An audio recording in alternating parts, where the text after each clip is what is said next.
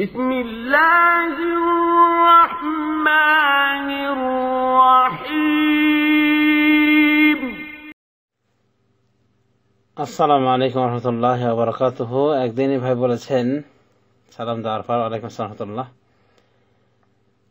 তিনি বলেছেন যে তার এক বন্ধুর মেয়ের ঘরে কোনো সন্তান সন্ততি না হয় উনি মান্যত মেনেছেন, নজর করেছেন যে যদি তার মেয়ের ঘরে কোনো সন্তান হয় অর্থাৎ নাতিনি বা নাতি হয় তাহলে উনি সিলেটের শাহ জালালের মাজারে একটা খাসি দিবেন।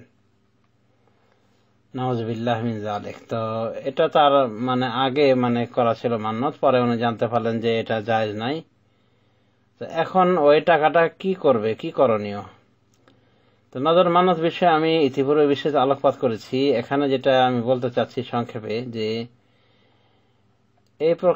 এই প্রকার মান্যত মানা গর্হিত কাজ এবং পাপের কাজ। বিশেষ করে যেহেতু মাজার কেন্দ্রিক মান্যত হয়েছে, এটা শিরকের মান্যত।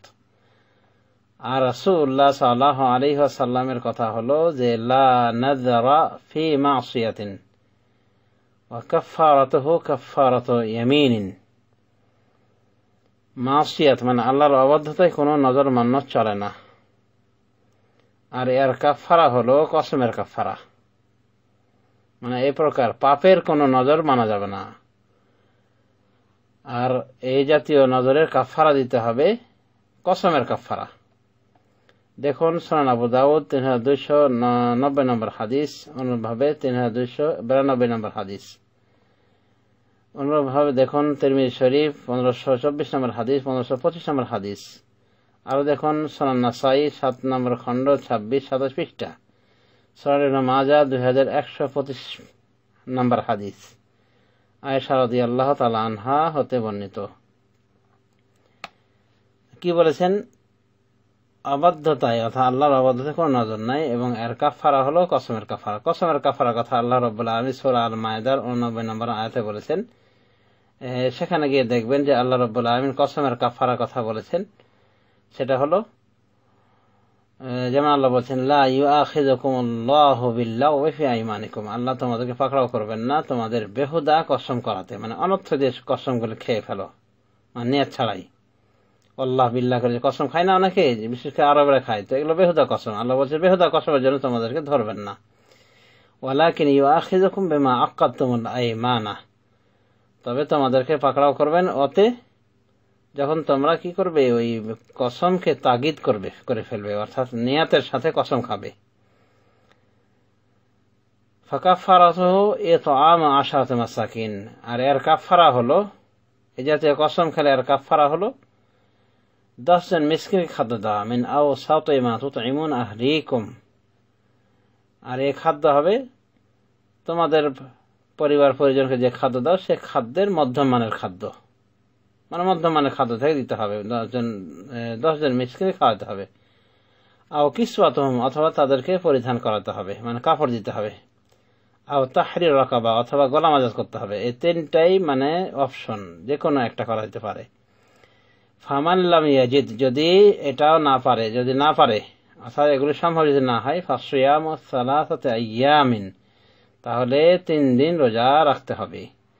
যালিকা কাফফারাতু আইমানিকুম ইযা হালাফতুম। এরপর আল্লাহ বলছেন যে এটা হলো তোমাদের কসমের কাফফারা যখন তোমরা হলফ করবে, কসম খাবে। ওয়াহফাযু আইমানাকুম, আর তোমরা তোমাদের কসমের হেফাজত করো। সূরা আল মায়েদা 89 নম্বর আয়াত। তো এখানে কসমের কাফফারা বলা হয়েছে। তার এই ভাইয়ের মাসআলা হলো যে তার কসমটা অবাধ্য অবস্থায় হয়েছে, পাপের ক্ষেত্রে হয়েছে, শিরকের ক্ষেত্রে কসম হয়েছে, অতএব এই কসম পুরা করা যাবে না। বাকি করণীয় কি থাকলো এ বিষয়ে উলামায়ে দ্বীন ইখতিলাফ করলো। যেটা সহিহ হাদিসের নিরিখে বলা যায় যে এই কসমের এটার জন্য কাফারা দেওয়া লাগবে, আর সে কাফারা হলো কসমের কাফারা। বাস এটাই হলো এই ভাইয়ের উত্তর। বাকি থাকলো যে অর্থটা উনি ওখানে বরাদ্দ করতে চেয়েছেন শিরকের জায়গায়, সেটা উনি ভালো জায়গায় ব্যয় করতে পারবেন কিনা? অবশ্যই পারবেন, কোনো ব্যাপার না। এমনকি শাইখুল ইসলাম ইবনে তাইমিয়া রাহমাতুল্লাহি আলাইহি বলেছেন এটা ভালো, যদি এটাকে ভালো জায়গায় ব্যয় করে তো ওটা একটা ভালো কাজ হবে।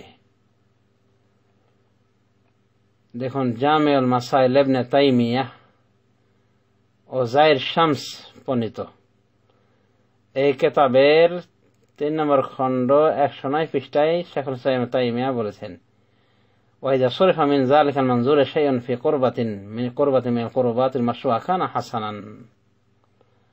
যদি এই সমস্ত নজর হতে মানে নিষিদ্ধ নজর মানে অবাধ্য পাপের নজর হতে কোনো কিছু যদি ভালো কাজে ব্যয় করে দেওয়া হয়, মানে শরিয়া সম্মত নৈকট্যশীল নেকির কাজে ব্যয় করা হয়, তাহলে এটা একটা উত্তম কাজ হবে, তার মানে উত্তম হবে। কিন্তু এরপর কসমের কাফারা দিয়ে দেওয়া উচিত। তার মানে হলো যে ওই অর্থ থেকেও ইচ্ছা করলে কসমের কাফারা বাবদ খরচা করবে, বাকি অর্থ মিলিয়ে দিবে, ফকির মিসকিন অসহায় বা মসজিদে মাছও দিয়ে দিবে। আর মনে রাখা দরকার সকলকে যে কসমের এভাবে মান্যত মানাটা গর্হিত কাজ, এবং রাসূলুল্লাহ সাল্লাল্লাহু আলাইহি ওয়াসাল্লামের কথা দ্বারা জানা যায় যে এটা কিছুই না। মুসলিম শরীফের হাদিসে রয়েছে রাসূলুল্লাহ সাল্লাল্লাহু আলাইহি ওয়াসাল্লাম বলেছেন, লা তানজুরু, তোমরা নজর মান্যত করো না। অন্য হাদিসে নিষেধ এসেছে এভাবে, নাহা আনিন নাজরে, তিনি নজর মান্যত করা থেকে নিষেধ করেছেন। এবং সহিহ হাদিসে এটাও এসেছে বুখারী শরীফের হাদিসে যে এ নজর মান্যত কোনো কিছুই না, এটা দিয়ে মাত্র বখিল থেকে কিছু টাকা বের করা হয় এই মাত্র। তো রাসূলুল্লাহ সাল্লাল্লাহু আলাইহি ওয়াসাল্লাম বলেছে নজরের মাধ্যমে কোনো কিছুই আগায় না, বাড়েও না, কোনো উপকার অপকার আসে না। অতএব নজর মান্যত মানার পিছনে যে জাহেল মূর্খরা মনে করে যে এর মাধ্যমে একটা উদ্দেশ্য পূর্ণ হবে, এটা কথা ফালতু এবং বাতিল রাসূলুল্লাহ সাল্লাল্লাহু আলাইহি ওয়াসাল্লামের সহিহ হাদিসের মাধ্যমে।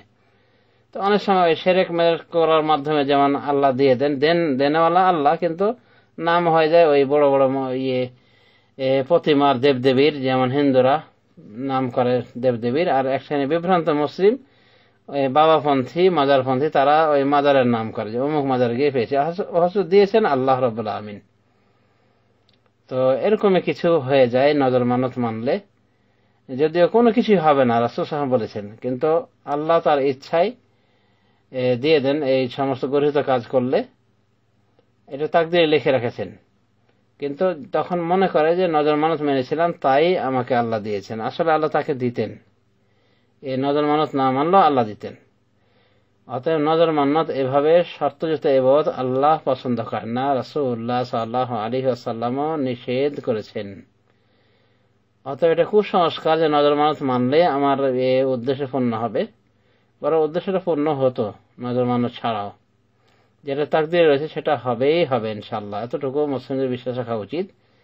আর মনে রাখা উচিত যে পাপের কোনো মান্যত চলে না, পাপের ক্ষেত্রে মান্যত মানা নিষেধ। রাসূলুল্লাহ সাল্লাল্লাহু আলাইহি ওয়াসাল্লাম বলেছেন, মান নাযারা ইউতি আল্লাহ ফালিয়ুতিহু, যে আল্লাহর আনুগত্য করার মান্যত মানে সে ওটা পূর্ণ করুক, সে আল্লাহকে মেনে চলুক।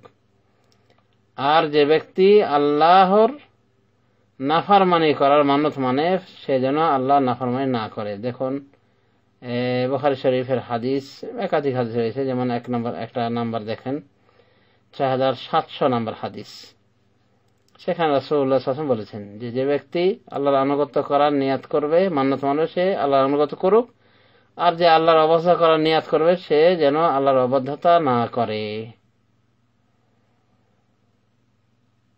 তো এই হলো কথা নজর মানত বিষয়ে, যে নজর মানত এমন একটি ইবাদত যা প্রথমে করা নিষেধ, কিন্তু যদি করা হয়ে থাকে দেখতে হবে আনুগত্যশীল কাজে যদি হয়ে থাকে তাহলে ওটা পালন করাই লাগবে। মানে প্রথমে নিষেধ পরে ফরজ হয়ে যায়, মানে নিষেধ মানা না মেনে যদি কেউ মানত মেনেই ফেলে তাহলে দেখতে হবে তার মানটা কি পর্যায়ে, আল্লাহর আনুগত্য হয়েছে না আল্লাহর বিরোধিতা হয়েছে। যদি আনুগত্য হয়ে থাকে, যেমন মসজিদের জন্য মাদ্রাসার জন্য নজর মানত মানলো, বা আল্লাহর রাস্তায় নামাজ পড়বে এটা সে মেনেছে, এত রাকাত নামাজ পড়বে প্রতিদিন, তো এগুলো বলা যায় আনুগত্যের মান্যত, এগুলো মানার নিষেধ, কিন্তু যদি মানে তাহলে পূর্ণ করতে হবে। আর যদি অবাধ্যতার মান্যত হয়ে থাকে, যেমন তার স্ত্রীর সাথে কথা বলবে না, মা বাবার সাথে কথা বলবে না, তারপরে মদ গাঁজা খাবে মান্যত করেছে, বা মাজারে খাসি দিবে, যেমন এই ভাইয়ের প্রশ্নে পাওয়া গেল যে বাচ্চা হলে যদি আল্লাহ বাচ্চা দেয় তাহলে কি করবে, শিরক করবে, মানে ওই শাহজালাল মাজারে মানে শিরক করবে, সেখানে একটা খাসি দিবে। তো এগুলি সব পাপের মান্যত, এগুলি সব শিরকি বিশেষ করে লাস্টের মান্যতটা কি হলো? শিরকি মান্যত। শিরকি কোনো মান্যত পূর্ণ করা যাবে না। ওরভাবে আল্লাহর অবাধ্যতায় কোনো মান্যত পূর্ণ করা জায়েজ নাই। তবে যে মান্যতগুলি শিরকের ক্ষেত্রে হয় বা হারাম কোনো কাজের ক্ষেত্রে হয়ে থাকে, যেহেতু মান্যত মানা যাবে না, এই জন্য কসমের কাফারা দেওয়া লাগবে। অবশ্য আরো অনেক ওলামা দ্বীন বলেন যে কসমের কাফারা লাগবে না, যেটা পাপের মান্যত হবে সেখানে কাফারারও প্রয়োজন নেই। তবে যে হাদিসটা উল্লেখ করা হয়েছে সুনান আবু দাউদের হাদিস, এবং অনেকে সহিহ বলেছেন, এই হাদিসের অনুকূল বলা যায় যে পাপের কোনো নজর নেই, পাপের ক্ষেত্রে কোনো নজর মান্যত পুরা করা নেই, আর এর কাফারা হলো কসমের কাফারা। সুতরাং এটাই বাস্তব যে পাপের বা শিরকি কোনো মান্যত মেনে থাকলে ওটার কাফারা আদায় করে দিলেই যথেষ্ট হয়ে যাবে। এরপরে যেটা মান্যত মেনেছে সেটা যদি সে ভালো জায়গায় ব্যয় করে সেটা তার ব্যাপার, না করলে কোনো অসুবিধা নাই। আশা করি প্রশ্নোত্তর ক্লিয়ার হয়েছে।